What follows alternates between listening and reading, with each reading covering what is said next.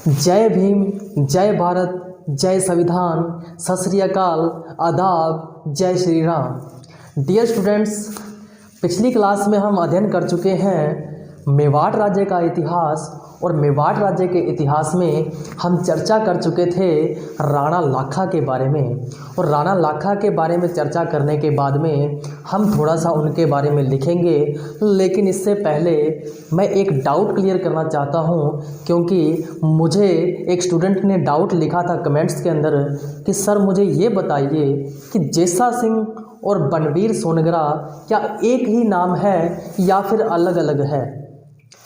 तो उन्हीं का डाउट पहले क्लियर करते हैं, फिर बढ़ेंगे हम आगे।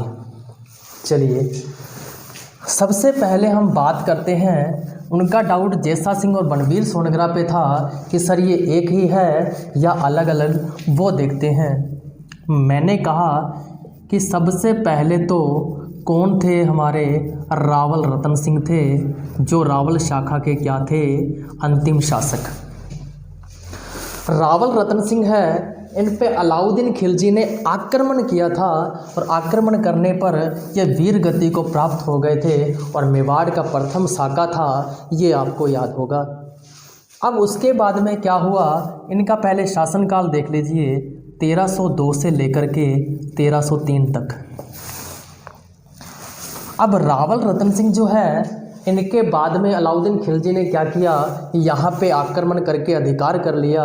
अधिकार करने के बाद में यहाँ पे शासन करना प्रारंभ कर दिया।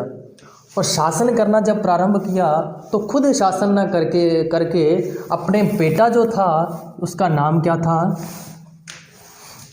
खिजर खां। क्या नाम था, खिजर खां। और जो खिजर खां है, उसको यह कार्यभार सौंप करके अलाउद्दीन खिलजी कहाँ चले जाते हैं, दिल्ली। और चित्तौड़गढ़ का नाम भी चेंज कर जाते हैं, चित्तौड़गढ़ का नाम रख जाते हैं खिजराबाद, जो उनके पुत्र के नाम से था। यहाँ तक क्लियर। अब मैंने क्या बताया था कि खिजर खां का शासनकाल था 1303 से लेकर के 1313 तक। क्लियर। अब जो खिजर खां है, खिजर खां भी 1313 में कहाँ चले जाते हैं, दिल्ली चले जाते हैं। और दिल्ली जाने के बाद में यहाँ का कार्यभार सौंप के चले जाते हैं किसको, मालदेव चौहान को।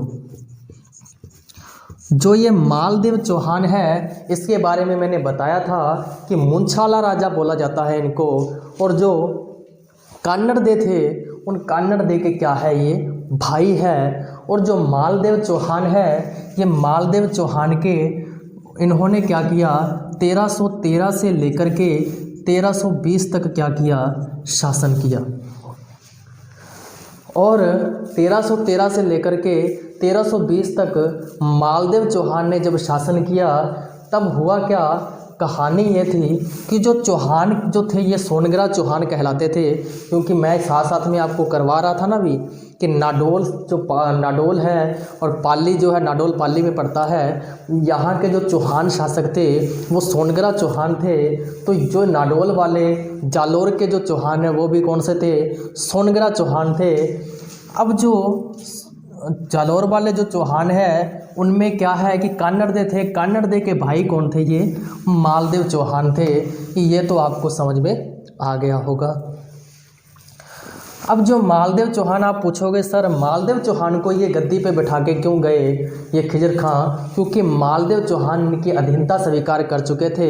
किनके अधीन थे ये मालदेव चौहान, इन खिलजी वंश के जो थे, इनके गुलाम हो चुके थे।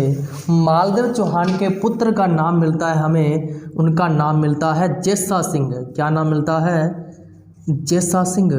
और इन्हीं जेसा सिंह को क्या बोला जाता है बेटा, बनवीर सोनगरा। क्या बोला जाता है, बनवीर सोनगरा। यही डाउट था। पहली बात तो यही डाउट आपका क्लियर हो जाता है कि जेसा सिंह और बनवीर सोनगरा दोनों एक ही नाम है। यहाँ तक क्लियर। अब बढ़ते हैं बेटा हम आगे। फिर मैंने कहा कि यहाँ एक गांव पड़ता है सिसोदा गांव। और सिसोदा गांव जो है, इस सिसोदा गांव के सामंत थे जिनका नाम क्या था बेटा, अरी सिंह सिसोदिया। और जो अरी सिंह सिसोदिया है, इन अरी सिंह सिसोदिया के पुत्र का नाम था हमीर सिंह सिसोदिया। क्या नाम था, हमीर सिंह सिसोदिया। और ये मेवाड़ के ही सामंत थे, यानी ये किनके अधीन इन सोनगरा चौहानों के। और ये जो सोनगरा चौहान है ये किनके अधीन, इन खिलजियों के। यहाँ तक समझ में आई बात क्या। अब हुआ क्या, हमीर सिंह जो सिसोदिया है इनको राणा हमीर भी बोलते हैं। क्या बोलते हैं, राणा हमीर। और जो राणा हमीर है ये भी एक प्रतापी शासक थे, बहुत शक्तिशाली शासक थे, लेकिन सामंत थे। ये क्या है, इन्होंने देखा कि ये तो क्या है, खिलजियों के गुलाम है। और 1320 जब आया, जब मालदेव चौहान गद्दी पे बैठे, जब 1313 से लेकर के 1320 जो सन आया, तब खिलजी जो थे, दिल्ली से जो खिलजी वंश का खात्मा हो चुका था। और जब खिलजी वंश का खात्मा हो चुका था तो ये मालदेव जो चौहान थे, ये मालदेव चौहान कमज़ोर पड़ रहे थे, क्योंकि खिलजियों के सर पे तो ये उछल रहे थे और खिलजी ही ख़त्म हो गए दिल्ली से। तो ये मालदेव चौहान जो है ये शक्तिशाली रहेगा क्या, बिल्कुल नहीं रहेगा। अब क्या हुआ कि 1320 में जब खिलजियों का खात्मा हुआ तो धीरे धीरे ये क्या पड़ने लग गए, कमज़ोर पड़ने लग गए। अब कमज़ोर पड़ने के बाद में क्या हुआ कि इन्होंने क्या किया, इन्होंने यह कार्यभार जेसा सिंह उर्फ बनवीर सोनगरा को क्या कर दिया, कार्यभार संभला दिया। कब, 1320 को। अब जो बनवीर सोनगरा है इन्होंने 1320 से लेकर के 1326 तक यहाँ शासन किया। 1326 में क्या हुआ, मालदेव चौहान की क्या हो गई, मृत्यु हो गई। और मालदेव चौहान की जब मर गया उसके बाद में जेसा सिंह तो और कमज़ोर पड़ गया। इसी का फ़ायदा उठाते हुए इस हमीर सिंह सिसोदिया अर्थात राणा हमीर ने क्या कर दिया, इस पे आक्रमण कर दिया। क्या कर दिया, आक्रमण कर दिया। और इसको पराजित करके, इसको मौत के घाट उतार करके राणा हमीर मेवाड़ की गद्दी पर बैठ जाता है। यहाँ तक क्लियर हुआ। इसका मतलब क्या कि जेसा सिंह और बनवीर सोनगरा ये एक ही नाम है। अब देखिए कि कई बुक्स जो है, जैसे लक्ष्य की देख लो या फिर कोई लोकल बुक जो है, उन लोकल बुक में अगर आप देखोगे तो आपको नाम जेसा सिंह मिलेगा। लेकिन अगर आप कोई और बड़ी ऑथेंटिक बुक देखोगे, अगर आप यूपीएससी की, आरएस की बड़े कंपटीशन की तैयारी कर रहे हो, तो आपको बनवीर सोनगरा नाम मिलता है। और जो बनवीर सोनगरा जो है, बनवीर सोनगरा का जो इतिहास है ये थोड़ा सा दबाया गया है। इनका जो नाम है ये दबाया गया है और ऊपर उठ के जो नाम आ रहा है वो आ रहा है जेसा सिंह। और जेसा सिंह को ही जय सिंह भी कहते हैं। जय सिंह या जेसा सिंह ये नाम हमें मिलता है। क्लियर। अब हमारा ये डाउट क्लियर हो गया होगा। सचिन जी जल्दी से कमेंट कीजिए अगर आपका ये डाउट क्लियर हो गया है तो हम आगे चलते हैं। आपका यही डाउट था, ये डाउट आपका क्लियर है। अब बढ़ते हैं बेटा हम आगे।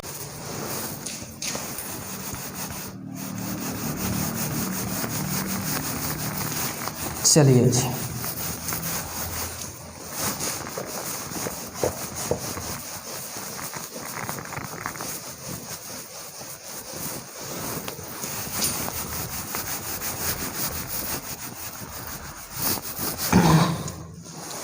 अब हम शुरुआत करते हैं किससे, जिसके बारे में हमने कल अध्ययन किया था। किनके बारे में, राणा लाखा के बारे में। सबसे पहले हम लिखेंगे कि राणा लाखा के समकालीन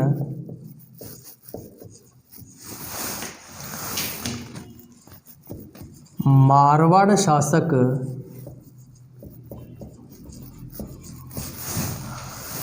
कौन थे? रावचूड़ा थे। कौन थे? रावचूड़ा थे। यहाँ तक क्लियर। रावचूड़ा के एक तो पुत्र थे जिनका नाम था बेटा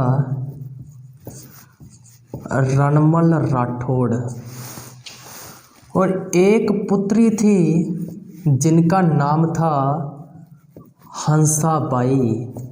यहाँ तक हमारा क्लियर है कॉन्सेप्ट। अब देखिए आगे बेटा, जो हंसाबाई है, हंसाबाई का विवाह सशर्त किससे हुआ? राणा लाखा से हुआ। किससे हुआ? राणा लाखा से हुआ। और वो शर्त क्या थी? वो शर्त ये थी कि हंसाबाई का पुत्र मेवाड़ का उत्तराधिकारी। क्या था कि हंसाबाई का जो पुत्र है वही कौन बनेगा? मेवाड़ का उत्तराधिकारी। अब जब ये बात किसको पता लगती है? राणा चुंडा को। तो राजकुमार राणा चुंडा, राजकुमार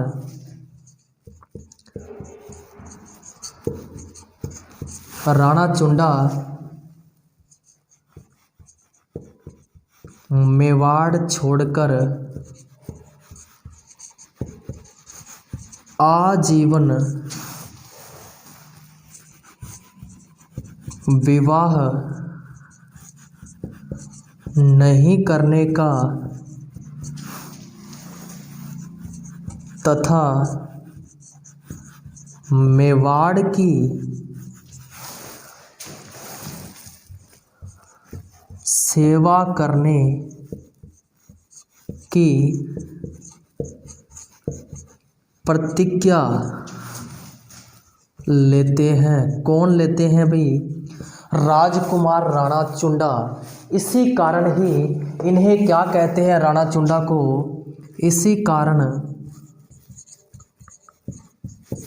इन्हें मेवाड़ का राम या भीष्म पितामह कहा जाता है। भीष्म पितामह कहा जाता है। राणा चुंडा नाम कैसे याद रखोगे कि लाख कौन पहनती है? औरतें पहनती है। और कहाँ पहनती है? जूड़े में पहनती है। जूड़े को बोलते हैं चुंडा। पंजाबी में क्या बोलते हैं बेटा? चुंडा। और इसीलिए नाम क्या पड़ गया? राणा चुंडा। तो राणा लाखा का पुत्र कौन? राजकुमार राणा चुंडा। अब देखिए आगे भाई, राणा लाखा की 1421 ईस्वी में क्या हो जाती है बेटा? मृत्यु हो जाती है। यहाँ तक कहानी किसकी? राणा लाखा की। क्लियर। अब बढ़ते हैं हम आगे। किसकी बात करेंगे? आगे वाले शासक की, जिसका नाम क्या है? जिसका नाम है राणा मोकल।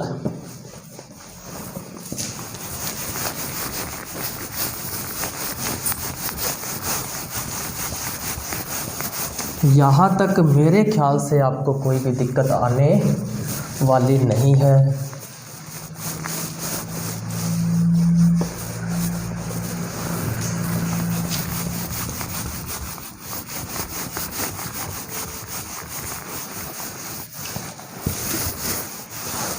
चलिए जी, अब हम बात करते हैं किसकी? राणा मोकल की।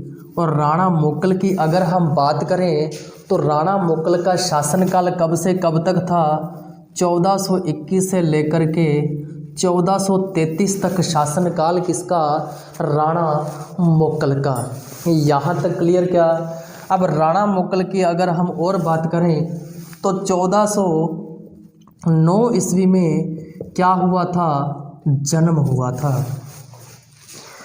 अब 1409 ईस्वी में अगर इनका जन्म हुआ है तो आप ये देखिए कि मात्र 13 साल की उम्र थी जब ये गद्दी पर बैठे। पहली बात क्लियर।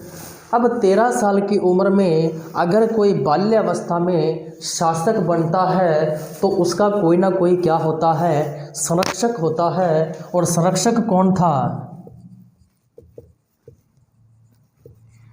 संरक्षक था बेटा रणमल राठौड़। कौन सा राठौड़, रणमल राठौड़। और जो रणमल राठौड़ है, इसका प्लान जो दिमाग में इसने सोचा हुआ था वो क्या हो रहा था, वो धीरे धीरे पूरा हो रहा था। क्योंकि संरक्षक बन गया तो बागडोर किसके हाथ में, रणमल राठौड़ के।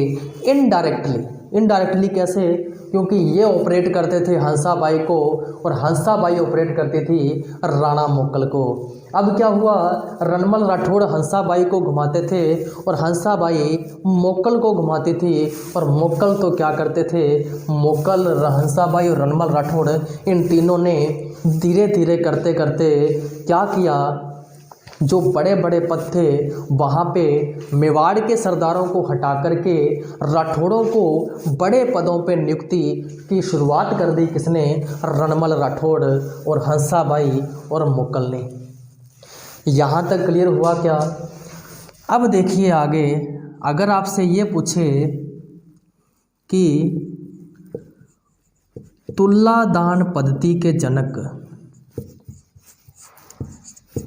तुलादान पद्धति के जनक तो वो कौन होंगे, राणा मोकल। और तुलादान पद्धति क्या होती है कि जैसे आज के टाइम पे आपने देखा होगा कि सरपंच के चुनाव या फिर डायरेक्टर के चुनाव में जो तोलते हैं उनको, कि तकड़ी जो होती है उनकी एक साइड में तो बैठाते हैं, उस प्रत्याशी को बिठाने के बाद में दूसरी साइड जितना वजन होता है उसमें क्या करते हैं, या तो फल फ्रूट्स होते हैं, फल फ्रूट रखते हैं। और जो राजा महाराजा ये तो बहुत अमीर हुआ करते थे, इनको तो पैसों से तोला करते थे, या तो तांबे के सिक्के या फिर चांदी के सिक्के से क्या किया करते थे, तोला करते थे। और तोलने के बाद में जितना वजन होता था उन तांबे के या फिर चांदी के सिक्कों का, तो वो प्रजा में बांट दिया करते थे। उस पद्धति के जनक कौन है, राणा मोकल है।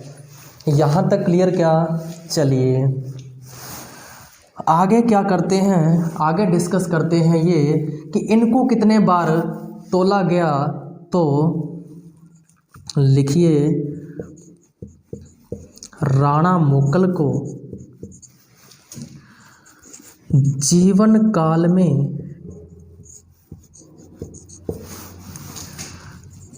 25 बार तुलादान किया गया।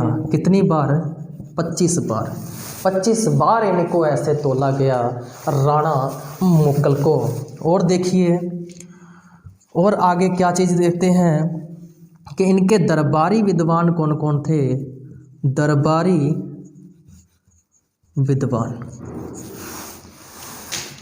विद्वान कौन कौन से थे। एक का नाम था विष्णु भट्ट और दूसरे कौन से, योगेश्वर भट्ट। विष्णु भट्ट और योगेश्वर भट्ट दो दरबारी विद्वान थे किनके, राणा मोकल के। अब देखिए आगे और क्या देखोगे कि इनके प्रमुख शिल्पी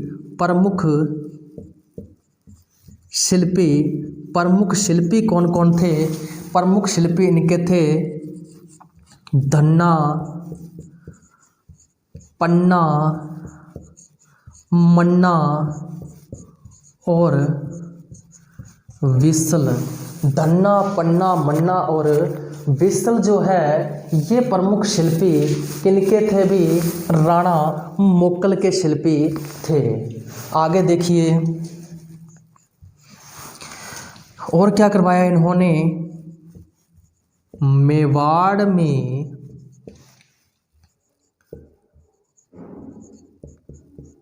वेधशालाओं का निर्माण करवाया। किसका निर्माण करवाया? मेवाड़ में वेधशालाओं का निर्माण किसने करवाया? राणा मुक्कल ने। और ऐसे निर्माण करने वाले ये प्रथम शासक थे। कौन थे? प्रथम शासक। यहाँ तक क्लियर क्या? यहाँ तक अगर आपको क्लियर है तो बढ़ते हैं हम आगे। बिल्कुल फ्रेश माइंड से पढ़ना है और पूरा कंसंट्रेट करके फिर आपने ये पढ़ोगे अगर, तो आपको बहुत अच्छे तरीके से इतिहास समझ में आएगा। अब बेटा हम पढ़ते हैं आगे।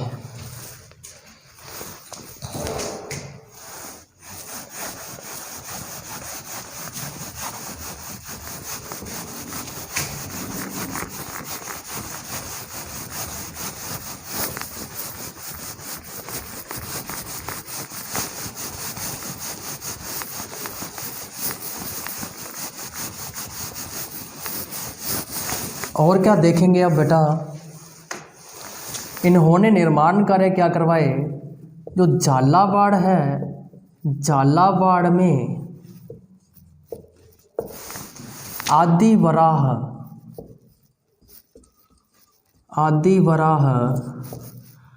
अथवा विष्णु मंदिर का निर्माण करवाया। किसका निर्माण करवाया? आदि वराह अथवा विष्णु मंदिर का निर्माण किसने करवाया? राणा मुक्कल ने। और क्या करवाया? एकलिंग नाथ जी के मंदिर का नाम सुना होगा आपने, तो मुझे बताइए किसने निर्माण करवाया था? एकलिंग नाथ जी के मंदिर का निर्माण किसने करवाया? राणा मुक्कल ने नहीं बेटा, बप्पा रावल ने करवाया था। इन्होंने तो एकलिंग नाथ जी के मंदिर के परकोटे का निर्माण करवाया था। किसका निर्माण? परकोटे का निर्माण करवाया। किसने करवाया? राणा मुक्कल ने। और उसके अलावा एक मंदिर का नाम सुना होगा भी, उस मंदिर का नाम क्या है? त्रिभुवन नारायण का मंदिर। त्रिभुवन नारायण का मंदिर आपको याद आ गया होगा, पीछे वाली क्लास में आपको बताया था। तो इन्होंने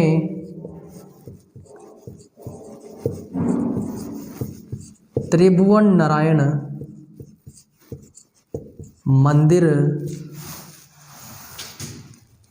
त्रिभुवन नारायण मंदिर का जीर्णोद्धार करवाया। क्या करवाया? जीर्णोद्धार करवाया था। उसकी मरम्मत वगैरह करवाई थी राणा मुक्कल ने। और इसको वर्तमान में क्या बोलते हैं? वर्तमान में मोक्कल मंदिर कहा जाता है। क्या कहा जाता है? मोक्कल मंदिर कहा जाता है। यहाँ तक क्लियर क्या? त्रिभुवन नारायण जो मंदिर है उसको वर्तमान में क्या कहा जाता है? मोक्कल मंदिर। अगर आपसे ये पूछे कि मोक्कल मंदिर का निर्माण किसने करवाया था, तो राणा मुक्कल मत लिख देना, वो तो भोज परमार था जिसका नाम था त्रिभुवन नारायण। उन्हीं के नाम से उन्होंने क्या बनवाया था? मंदिर बनवाया था। लेकिन इन्होंने, राणा मुक्कल ने तो जीर्णोद्धार करवाया था। आगे देखिए, आगे क्या देखते हैं कि इनके सैनिक अभियान, किनके सैनिक अभियान? राणा मुक्कल के। राणा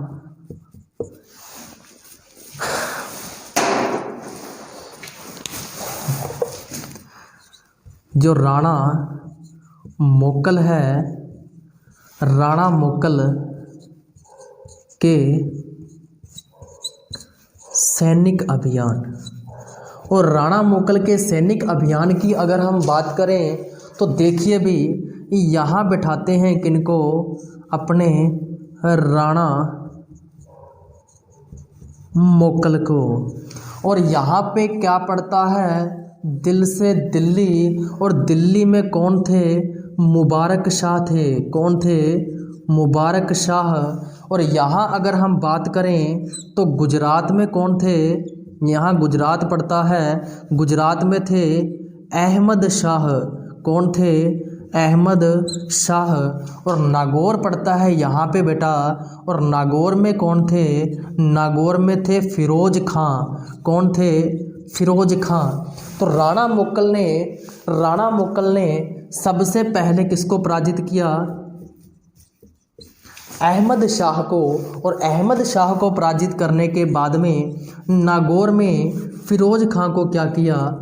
पराजित किया। फिरोज खां को क्या किया? पराजित किया। साम्राज्यवादी विस्तार नीति के भी राणा मुक्कल थे, लेकिन दिल्ली जो है, दिल्ली पर कभी भी युद्ध नहीं किया, कभी युद्ध नहीं किया। यानी दिल्ली वालों के साथ न तो अच्छे न ही बुरे, यानी कैसे भी संबंध नहीं थे। इन्होंने सिर्फ राजस्थान के आसपास का जो क्षेत्र है सिर्फ उस पर ध्यान दिया। किसने? राणा मुक्कल ने। और दिल्ली में समकालीन शासक कौन था? मुबारक शाह, जिससे कभी भी युद्ध नहीं किया। यहाँ तक क्लियर हुआ क्या? बिल्कुल क्लियर हो गया होगा। थोड़ा सा आगे लिखवा देता हूँ मैं भी।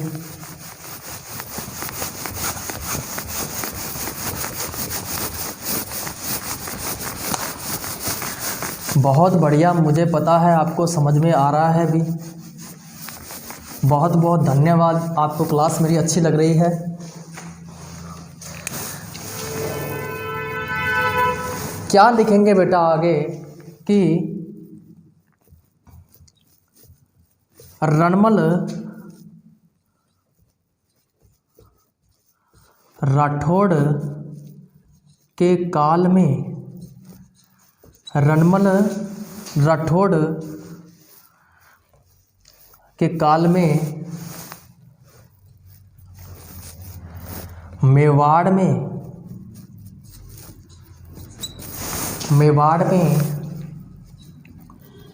उच्च पदों पर राठौड़ों की क्या कर दी? नियुक्ति प्रारंभ कर दी। ये मैं बता चुका हूँ भी, क्योंकि रणमल राठौड़ जो था वो इनडायरेक्टली कंट्रोल कर रहा था मेवाड़ को, और क्या कर रहा था? धीरे धीरे मेवाड़ के सरदारों को तो हटा रहा था और मारवाड़ से उठा उठा के राठौड़ जो है उनको सरदार बना रहा था। कहाँ के? मेवाड़ के। और जितने भी बड़े ऊंचे पद थे उन सभी ऊंचे पद पर राठौड़ों की नियुक्ति प्रारंभ कर दी थी रणमल राठौड़ ने। ये चीज़ मेरे ख्याल से आपको समझ में आ गई होगी। चलिए आगे। अब राठौड़ों का जब इतना प्रभाव पड़ा तो एक मैंने नाम बताया था, चाचा मेरा और महपा पंवार। ये आप खुद देख के बताओगे। पहली बात तो मैंने पढ़ाया है, आपको याद होगा चाचा और मेरा किसके पुत्र थे? अवैध पत्नी थी किसी की, उसके पुत्र थे। वो आप बताएंगे मुझे। चाचा मेरा और महपा पंवार जो है, इन्होंने एक योजना बनाई और मेवाड़ के सरदारों के साथ मिलकर के कि सोचा कि रणमल राठौड़ तो राठौड़ों का प्रभाव बहुत बढ़ा रहा है और मुक्कल भी साथ मिला हुआ है, तो बताइए क्या किया जाए। तब चाचा मेरा और महपा पंवार ने उन सरदारों से यही कहा कि देखिए, हम ऐसा काम करते हैं कि तो ना रहेगा बांस और ना बजेगी बांसुरी। हम मेवाड़ के जो महाराणा है मुक्कल की ही हत्या कर देते हैं। तो क्या षड्यंत्र रचा कि हम क्या करेंगे, धीरे से जाएंगे और जो उनका पर्सनल रूम है उस रूम में जाकर के और महाराणा मुक्कल की हत्या कर देंगे।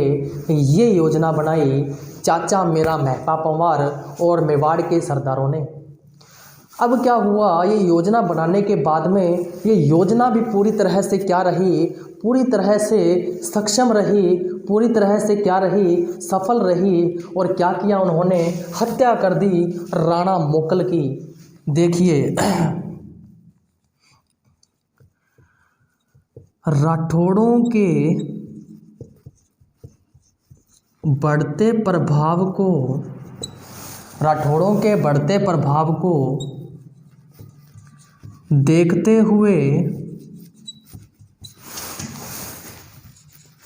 चाचा मेरा व महपा पंवार ने मेवाड़ के सरदारों की सहायता से राणा मुक्कल की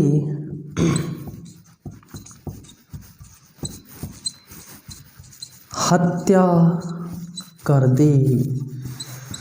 तो इतने बड़े मेवाड़ के शासक राणा मुक्कल की हत्या कर दी तो क्या हुआ, हड़कंप मच गया, पूरे मेवाड़ में हाहाकार मच गया कि राणा मुक्कल की हत्या हो गई और पता नहीं किसने की है। और राणा मुक्कल की हत्या करके ये तो बड़े खुश थे कि अब तो राणा मुक्कल ही नहीं रहेगा, अब राणा मुक्कल का पुत्र राणा कुंभा भी बड़ा हो गया है, अब राणा कुंभा हमारा शासक बनेगा और राणा कुंभा राणा मुक्कल के बाद में एक अच्छा शासक बनेगा और मेवाड़ की प्रजा की क्या करेगा, रक्षा करेगा।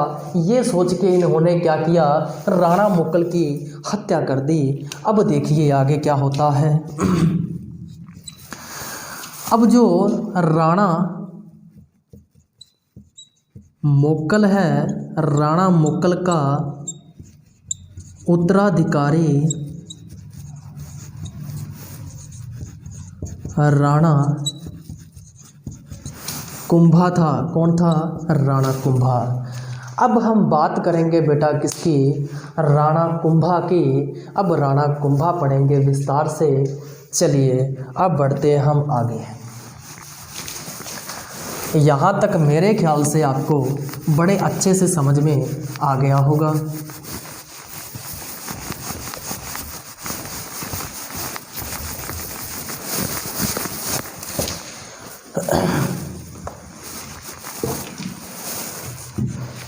चलिए जी अब पढ़ते हैं किसके बारे में,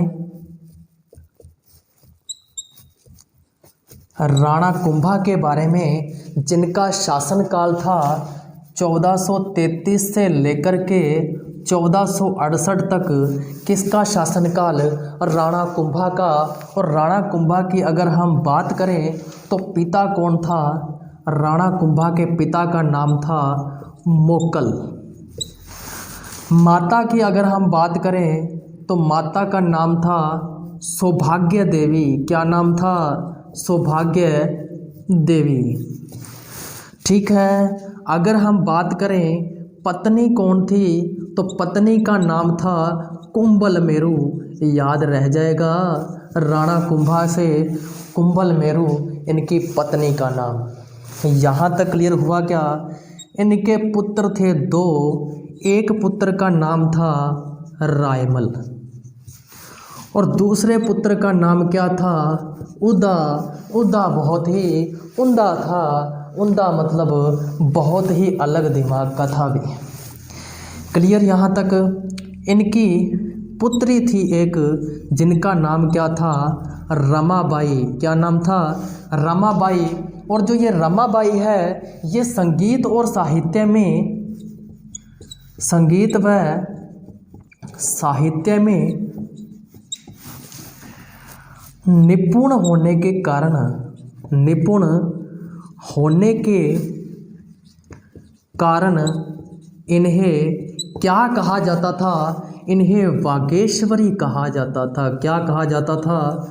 वागेश्वरी कहा जाता था। यहाँ तक क्लियर हुआ क्या?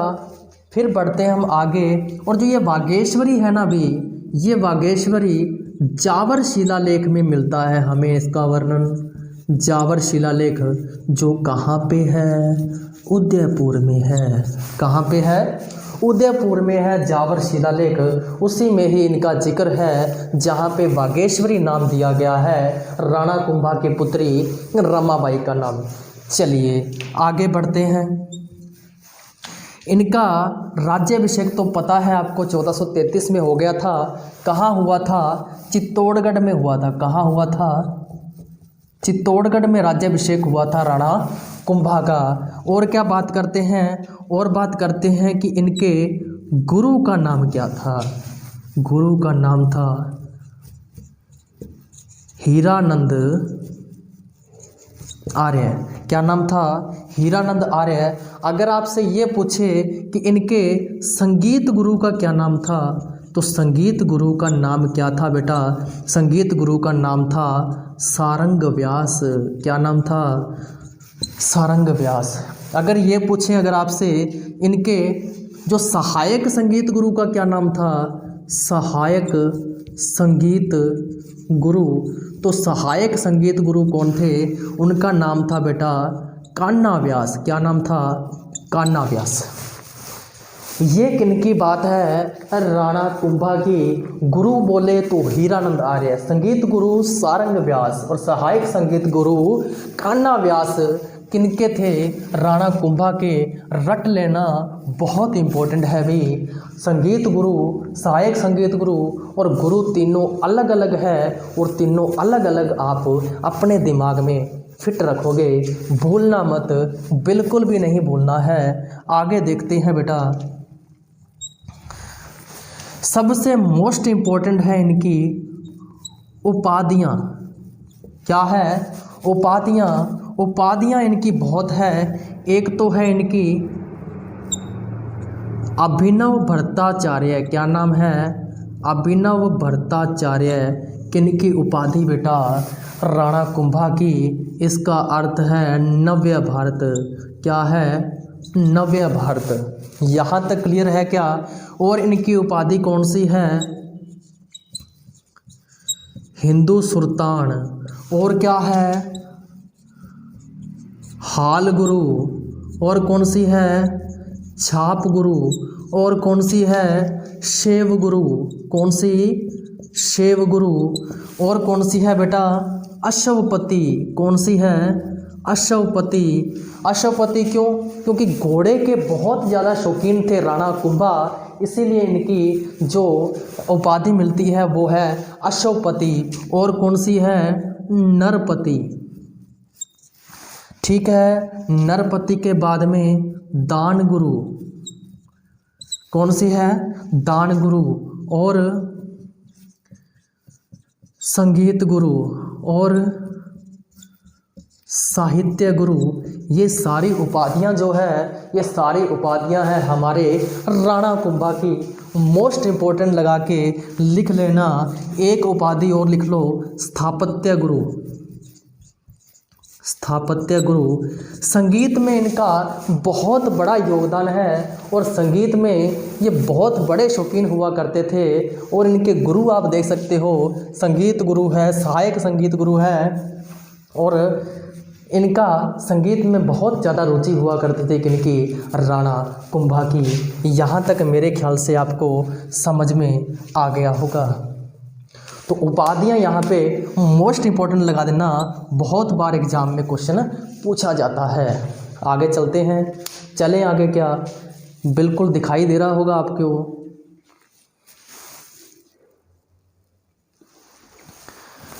चलिए जी, अब बढ़ते हैं हम बेटा आगे। अब धीरे धीरे कुंभा क्या हुए? बड़े हुए। इनको समझ में आने लग गया। क्या समझ में आया? कि मेरे पापा के साथ बहुत बुरा किया। पापा कौन? राणा मोकल, और उनकी हत्या की थी। कानों कान इनको खबर तो नहीं लगी, बहुत बाद में खबर लगी। धीरे धीरे जब लोगों से पता लगा कि तुम्हारे पिता को तो रणमल राठौड़ की वजह से मेवाड़ के जो सरदार थे उन्होंने हत्या कर दी, तो आगे क्या होता है? राणा कुंभा, इनके सामने दो बड़ी चुनौतियां थी। पहली चुनौती तो ये किसकी? अपने पिता की मौत का बदला। और बदला किससे? एक तो कौन था भी? चाचा, एक मेरा, एक महपा पंवार, ये कौन थे? सबसे बड़े दुश्मन थे। एक नाम अक्का भी था। कौन था? अक्का। पहली चुनौती तो ये कि मैं अपने पिता की मौत का क्या लूँगा? बदला लूँगा। और दूसरी चुनौती क्या? दूसरी चुनौती ये कि राठौड़ों के बढ़ते प्रभाव को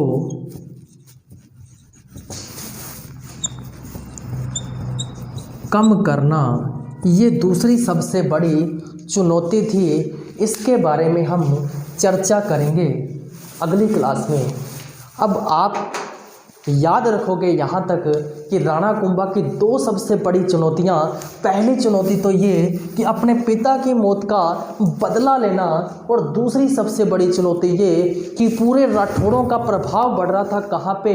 मेवाड़ में। और मेवाड़ में इन राठौड़ों के बढ़ते प्रभाव को ख़त्म करना ही राणा कुंभा की दूसरी सबसे बड़ी चुनौती थी। अपने स्टेप वाइज चलेंगे और कल जब डिस्कस करेंगे तब हम देखेंगे कि कैसे सबसे पहले पहला बदला पूरा करते हैं और फिर दूसरा बदला पूरा करते हैं। कौन? राणा कुंभा।